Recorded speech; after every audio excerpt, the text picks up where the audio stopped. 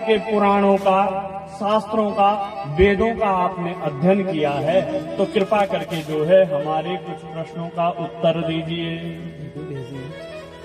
और क्या प्रश्न है?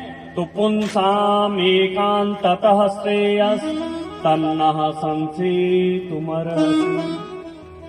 बोले मनुष्य जन्म लेकर के जीव मात्र का जो है, बोले वो लक्ष्य क्या है? वो लक्ष्य आप हमें बताइए, क्योंकि भैया लक्ष्य विहीन यदि जीवन है तो फिर तो ये ठीक नहीं है। तो मनुष्य जीवन हम सबको प्राप्त है, इसका परम लक्ष्य क्या है, वो लक्ष्य आप हमें बताएं। दूसरा प्रश्न किया कि महाराज शास्त्र बहुत है, प्रायः कोई कहते हैं राम जी की वंदना करो, कोई श्याम जी की, कोई मैया की, नाना प्रकार के पुराण है और नाना प्रकार के उनके इष्ट देवता हैं। तो भैया आप कृपा करके बताइए कि शास्त्रों का सार क्या है, वो सार आप हमें प्रदान कीजिए।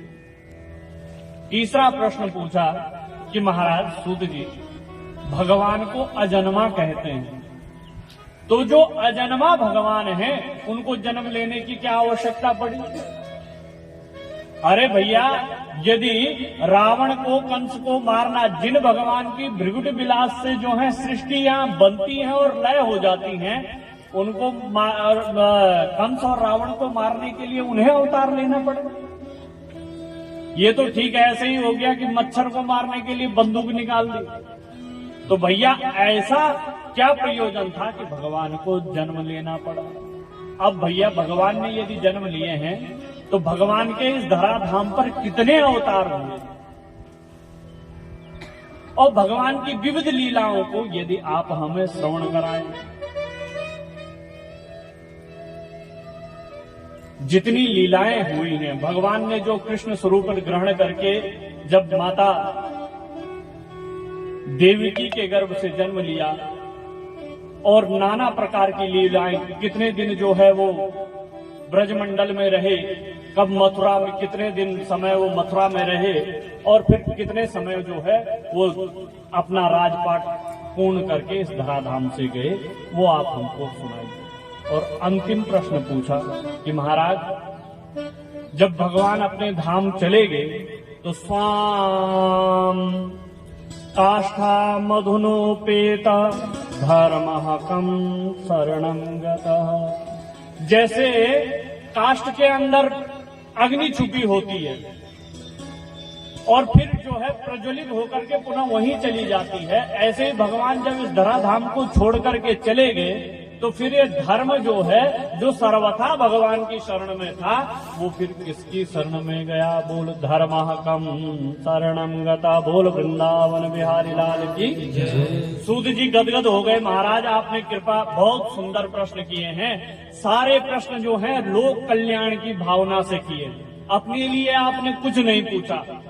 तो भैया संत का क्षण और अन्न का कण कभी बर्बाद नहीं करना चाहिए। कभी संत मिले तो उनसे ये पूछिए कि भगवान कैसे मिल जाएं, क्योंकि भगवान यदि मिल गए तो फिर जीवन में कुछ अप्राप्य नहीं रह जाएगा। तो भैया जब ये प्रश्न किए तो गदगद स्वर में जो है श्री सूत जी ने कहा कि महाराज आपने दिव्य प्रश्न पूछे हैं शौनक जी, तो मैं जरा अपने गुरु जी की वंदना कर लूं, पुनः आपके प्रश्नों का उत्तर देता हूं।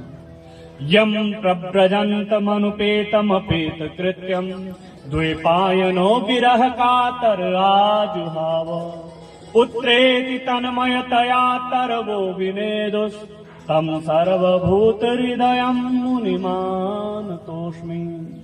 बोले मैं परम मुनि जो श्री सुखदेव जी हैं उनको प्रणाम करता हूँ।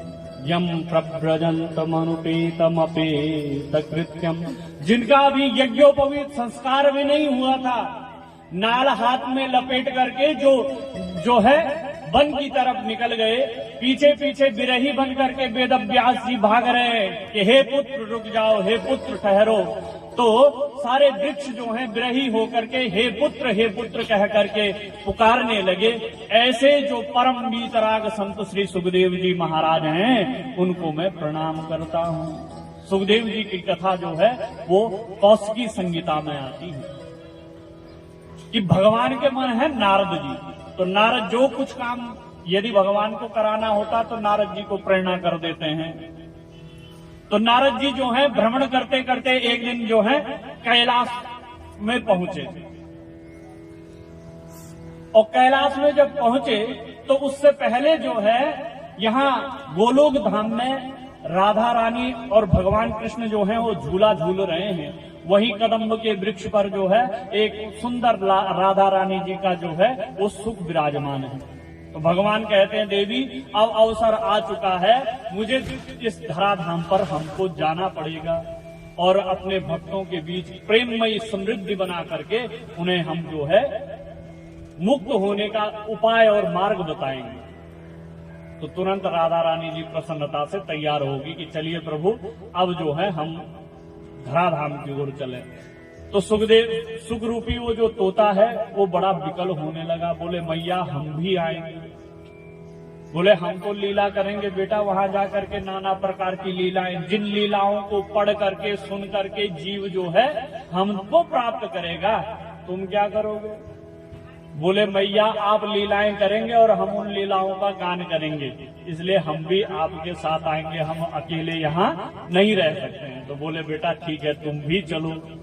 तो आज उन्हीं के जो है जन्म के लिए प्रेरणा करते हैं श्री भगवान नारद जी के मन में, और जाते हैं कैलाश में। जैसे ही पहुंचते हैं तो नारायण नारायण करते हुए भगवान श्री नारद जी कैलाश में पहुंचे। माता जी ने, पार्वती जी ने बड़ा स्वागत सत्कार किया, गुरु रूप में नारद जी को मानती हैं। तुरंत नारद जी को प्रणाम किया, आसन दिया और कहने लगे नारद जी आप बड़े दिनों बाद जो है कैलाश में आए, क्या बात है भैया, संत हैं आप आते रहते हैं तो अच्छा लगता है। बोले मैया आज तो जो है, बोले आजकल मैंने गृहस्थों के यहाँ जाना बिल्कुल बंद कर दिया है। बोले क्यों बंद किया है? अरे बोले मैया इनके आपस में संबंध